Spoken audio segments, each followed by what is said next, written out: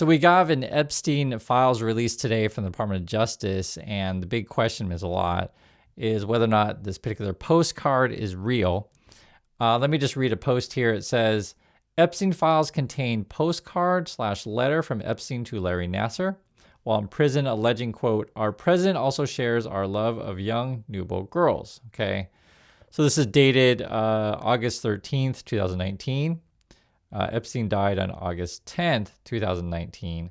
So this was postmarked after his death. And there's also concerns of like where this postcard came from. Does it match Epstein's handwriting, etc.? So the question is this real or not? Okay.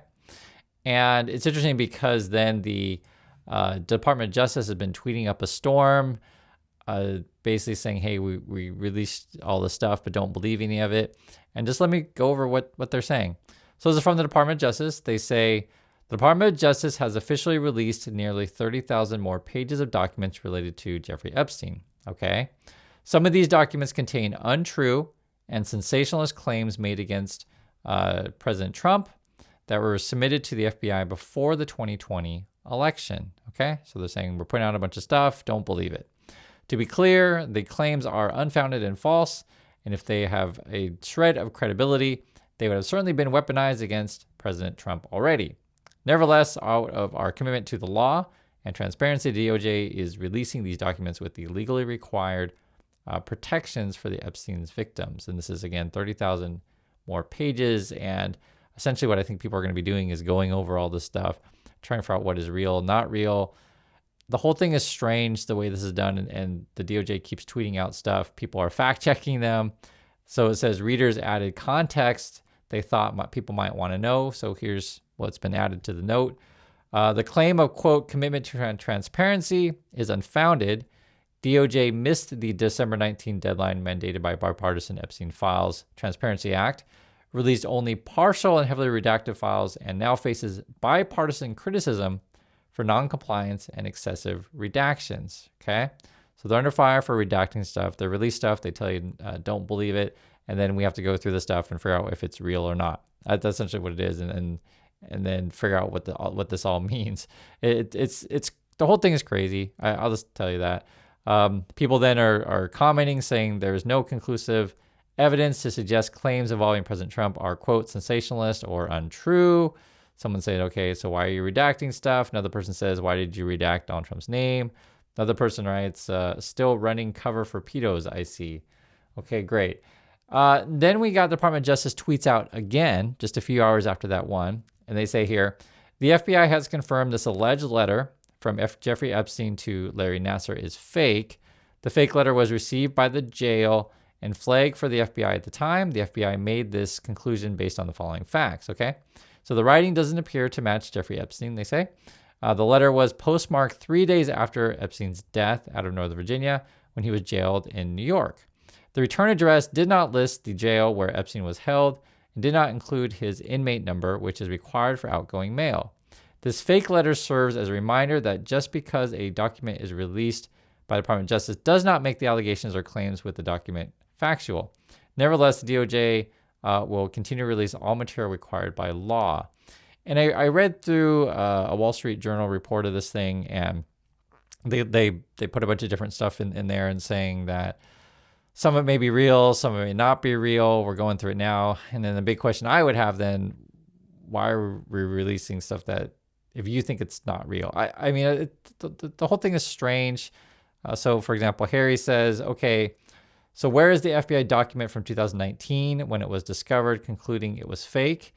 You put out a tweet and expect us to believe it. So I think that's a reasonable thing. So if for example, internally within the FBI, if you rule that something's fake, someone should have, have an email saying that or something of that nature. Another person writes, this service level cursory investigation is not how the FBI works. Quote, oh, the signatures didn't match and the dates were off. The FBI operates with far more nuance and detail. This is slop for the public. Another person writes, Trump and DOJ are protecting pedos, the end. Okay, so then the Department of Justice tweets out again. This is a third tweet today. It's like every couple of hours. Okay, the Department of Justice is currently looking into the validity of this alleged letter from Jeffrey Epstein to Larry Nassar and we will follow up as soon as possible. Okay, so now we're really trying to figure out this postcard thing. Is it real or not? In the meantime, 3 facts stand out. The postmark on the envelope is Virginia, not New York, where Epstein was jailed at the time. The return address listed as the wrong jail where Epstein was held and did not include an inmate number, which is required by outgoing mail. The envelope was processed 3 days after Epstein's death. Okay. But there's more, which I'm going with you right now. So this is coming from Aaron. Aaron says, new statement from Epstein survivor Ashley Rubright blasting the DOJ for releasing fake documents. Quote, I want to know why fake documents exist in the Epstein case. Someone put false information into a case involving the sexual abuse of children, and that should terrify everyone. It's reasonable. If these documents were submitted intentionally, we deserve to know why did it and who did it and why. If anyone in the government created them, altered them, or used them anyway, that is a betrayal of survivors and corruption of justice.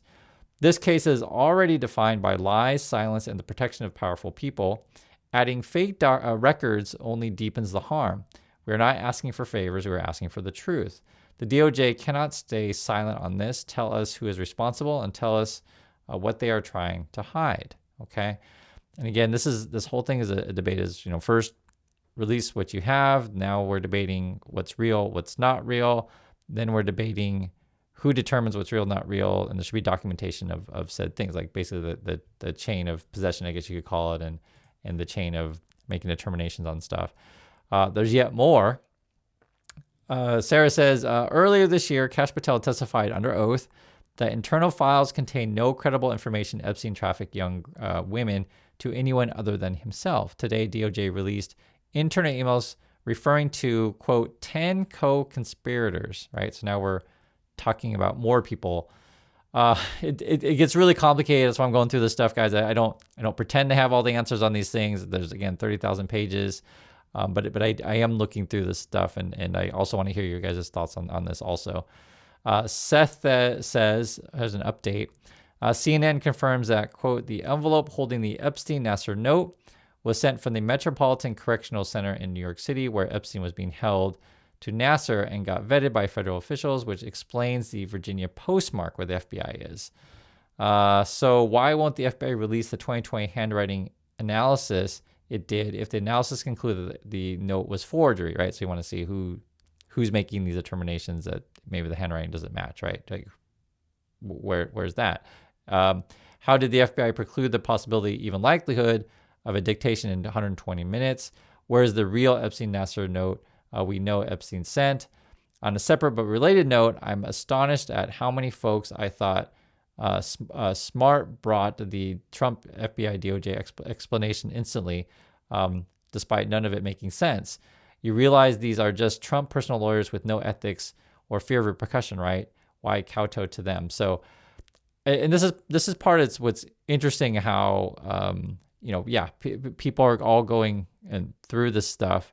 There's a lot of discoveries here of when I guess they tried to redact some things, but then some of the documents were redacted in a way that you could like copy and paste and then look at what was redacted. This also shows here, it says, it's from Maine. Maine says, Epstein Files, unredacted files show bribery and payoffs to silence victims and witnesses. DOJ uses Adobe to redact some files that could be undone by copy pasting and searching. And so just the way that they did it, you could still see the text if you could like I guess select all kind of thing and then put it into a blank document.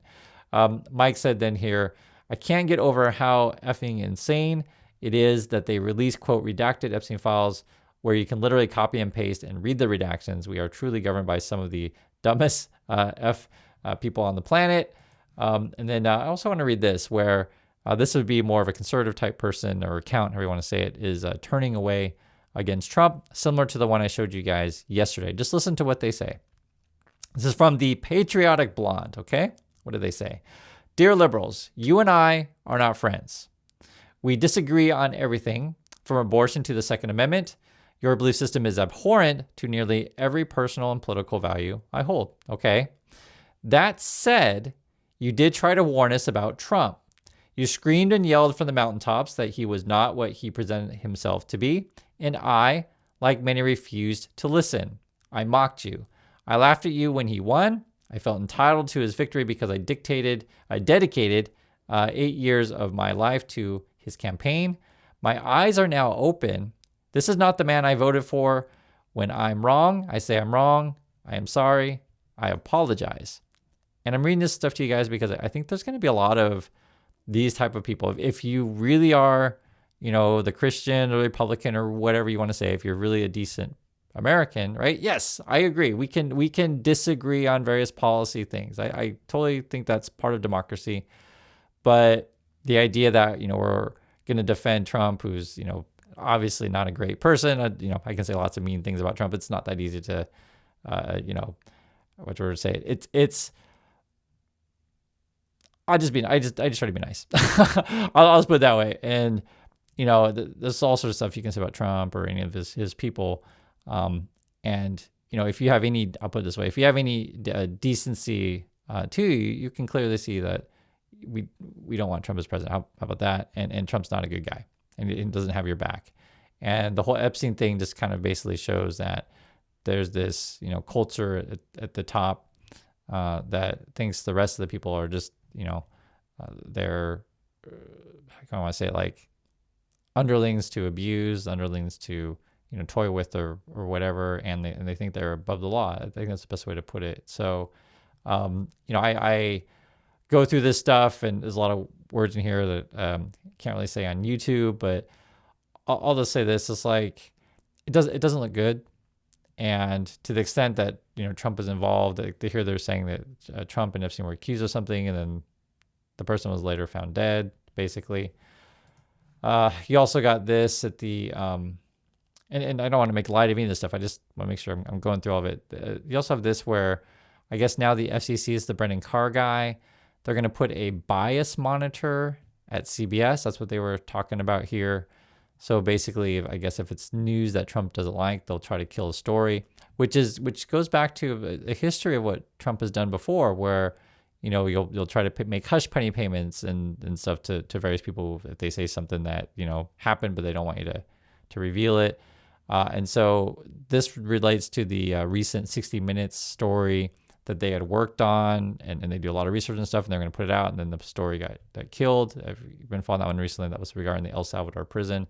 And I think the for people like Trump or Musk or any of these kind of people, when they spend all their time attacking the media just because they don't want the truth to come out, like that's not the people you want. Like if you have nothing to hide, then you have nothing to hide. Like if you haven't done anything wrong, you haven't done anything wrong. And news just reports what's going on. And I understand people get upset when you talk about these issues. I'm fine living in reality. I'm fine having real discussions about this stuff. And, like say one of the victims said, or survivors, I guess is a better way to say it, just want the truth. I think that's reasonable for anyone to say.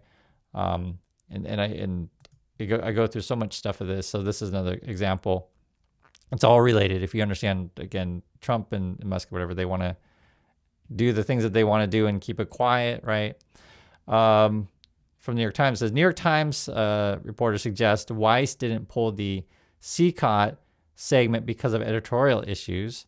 It was about not angering Trump because David Ellison Paramount needs his backing for a hostile bid to buy Warner Brothers Discovery, right? So that's why you would kill certain stories, because Trump doesn't like it, effectively, right? There's something else, and I don't know what to make any of this stuff, to be honest. I mean, there's so much in there. It's from Julie. Julie says, updated, Epstein's brother notified FBI in 2023 that Epstein was killed because he was ready to name names, add his death to authorized by Trump, but I don't know what to make of that. This kind of stuff, I usually track the money stuff, right? The Epstein stuff gets really, really complicated, and there's a lot of things out there. There's a lot of people involved, and 30,000 documents. But the money stuff, it's much easier to find a paper trail. And this is Todd Blanche, who's one of Trump's people.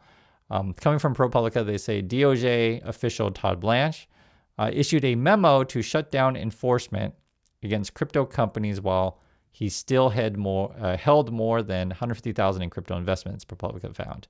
One expert called it, quote, an obvious conflict of interest. And the reason why I'm showing you this particular thing is because with all of this stuff, there's going to be money involved. There's going to be a paper trail. who knew what and when, who's, benefiting from keeping things silent, etc. And I think ultimately, though, that the truth will come out. So that's my thoughts on this. I'd like to hear yours, and I'll catch y'all in the next video.